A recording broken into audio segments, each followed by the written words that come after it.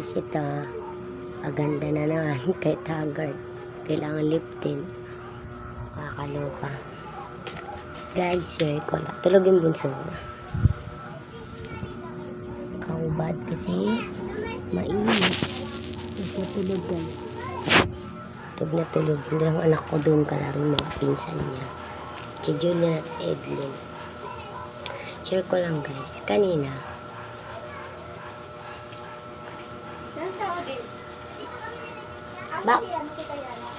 Bakit? Tulog. Bakit, Neng? Bakit? Igib ka na dyan. Uy, Neng.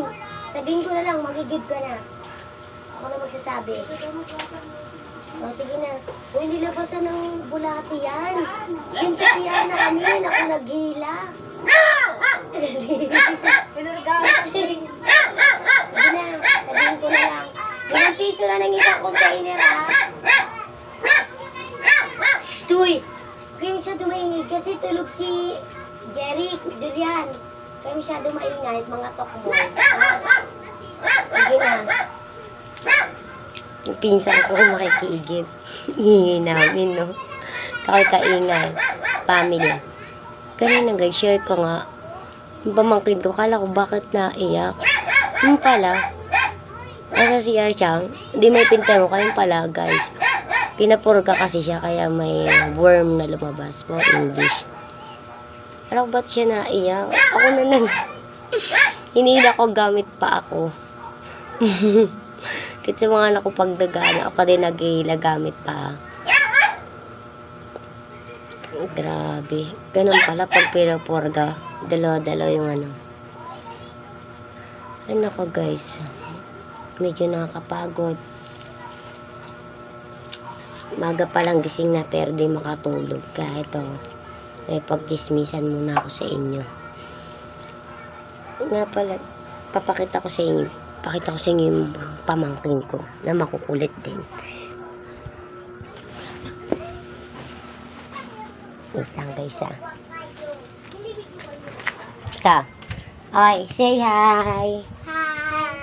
Ayan, sila. Naglalaro sila dito.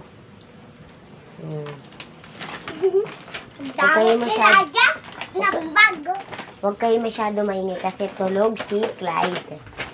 Maglaro lang kayo dyan. Tsaka yung mga kalat nyo, itapon nyo kasi mag-guard si lola nyo.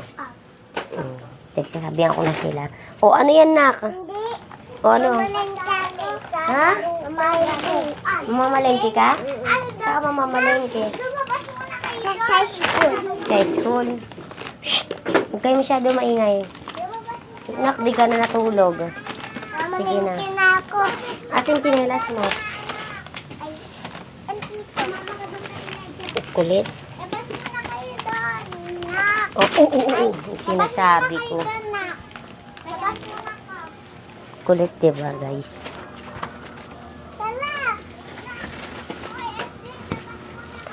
Mainit! Huwag yung anak ang init. Diyan lang kayo sa lilim, ha? O, sige, dyan. Hindi na makulit. Kukulit. Sila naglalaro. Ay, nako, Lord. Kagabi kasi, naghahanap kami ng pang-ano sa kuryente. 200 lang, naglakad lang din kalibin yung may nipit-ipit akong pera. Binigay ng hipag ko 200. Ano kami, nagpakiramdaman kami sino baka may tatago siya, baka maglabas siya, so walang nailabas. Nilabas ko din yung pera para magkaroon ako ng isa 200 nga para may pambili lang diaper anak ko. Ayun, hindi ko rin natis kasi pag nanay ka na, hindi mo matis mga anak mo kahit iniipit-ipit yung pera, may ilalabas at may lalabas mo talaga. Ganun talaga pag nanay mo. Kahit anong tipid mo, hindi mo matitipid kasi pagdating sa anak mo. Ang hirap. Sobrang hirap. Tulog na tulog yung bunso ko. Sarap ng tulog. Nakakabad siya kasi mainit. Ay, medyo nakakalaw ka ang buhay. Kailangan napapaisip na lang ako minsan. Sabi ko nga kagabi, Papakamatay na lang ako. Sabi ko. Teacher Cynthia nag-PM sa GC. Advice ng anak ko. Ako, medyo nakakaloka. Exam nila ka ng ano. Ay, naku. Minsan napapaisip na lang ako. Siguro, nangyayari talaga to kasi pagsubok. Gano'n.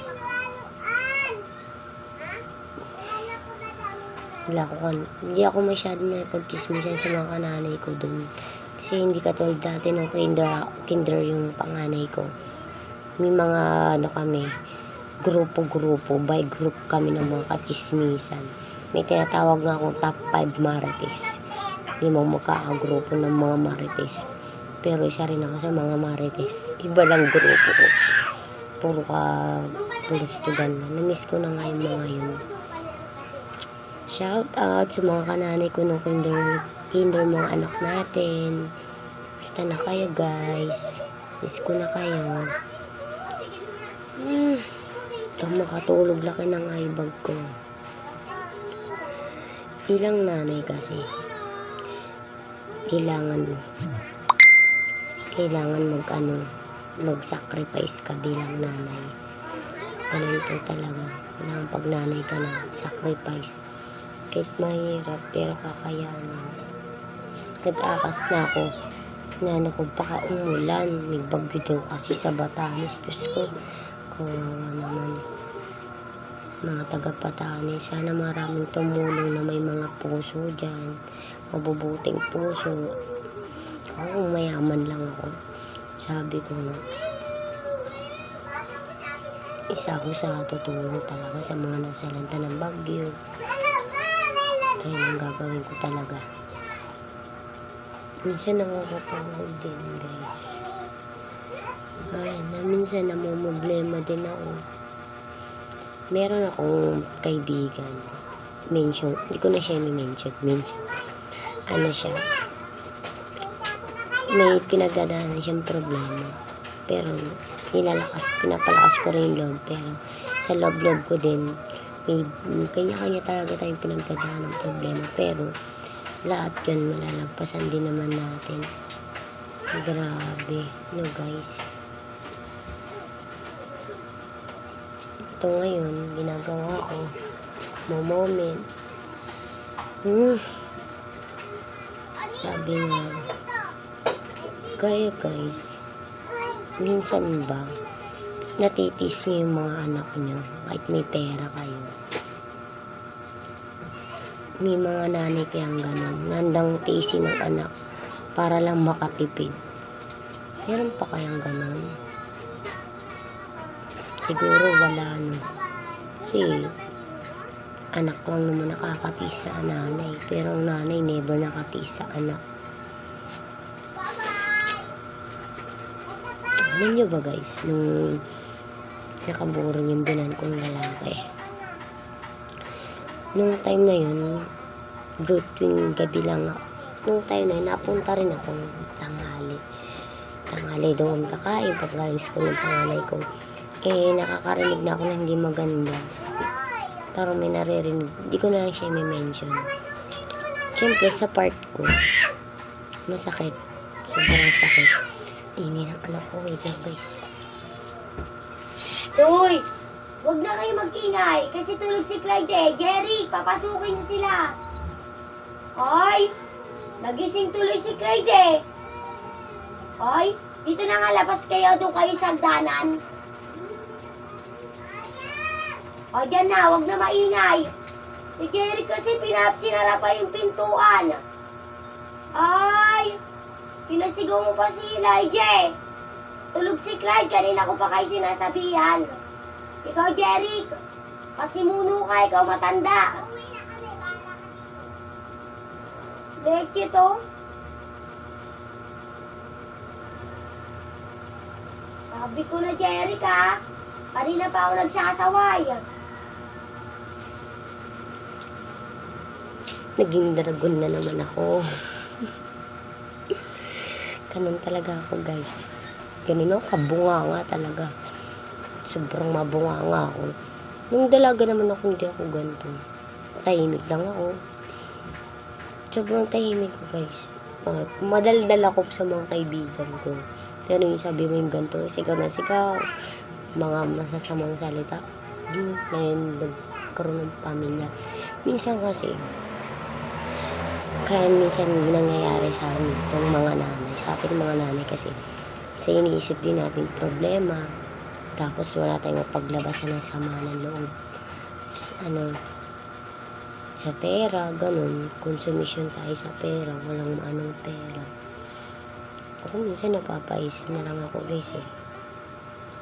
Sobrang dami kong pinagdadaanan. Ay, minsan nakakapagod. Pero tinitiis para sa mga anak. Buti nga kahit paano nakapasok siya sa jama siya. Magbait-bait yung amo niyang lalaki. Naawa din sa kanya. Kasi guys, talaga kung alam mo lang, nakakaawa yung sitwasyon namin. Kasi may time na, guys, aminin ko sa inyo, syempre kami, bata pa lang